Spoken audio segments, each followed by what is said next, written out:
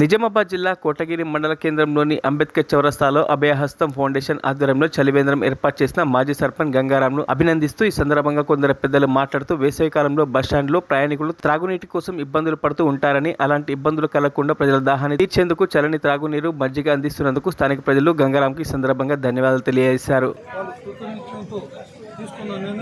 చాలా అభినందనీయం. ఎండాకాలం వేసవికాలంలో దాహం తీర్చడం అనేది మానవుని ప్రథమ కర్తవ్యం.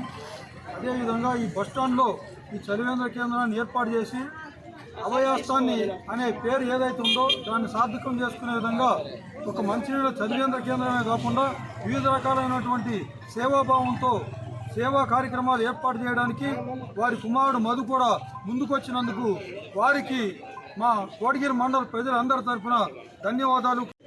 ఎండాకాలము మరియు పేద ప్రజలకు మరియు ప్రజలందరికీ దాహం తీర్చడానికి చలివేంద్రము ఇక్కడ ఏర్పాటు చేసి ఉదయము మజ్జిగ, మధ్యాహ్నము మంచినీరు సౌకర్యము కల్పించినందుకు వారికి, వారి కుటుంబ సభ్యులకు అందరికీ కూడా మంచిగా జరగాలని ఆ భగవంతుని కోరుకుంటున్నాను.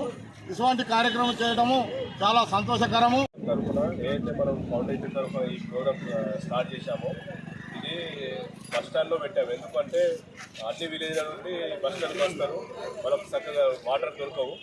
ఈ నీళ్ళ ఇప్పుడు ఎండాకాలం ఏంటంటే చెమట ఎక్కువ పోవడం వల్ల మా పబ్లిక్ డిహైడ్రేషన్ అయిపోయి ప్రాబ్లమ్స్, మన ఎండ దెబ్బ దానికి వడ దెబ్బ తాకడం ఇలాంటివన్నీ జరుగుతాయి.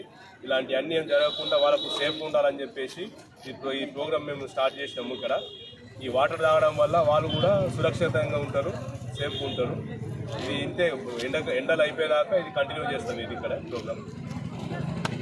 మరిన్ని అప్డేట్స్ కోసం మా ఛానల్ని సబ్స్క్రైబ్ చేయండి.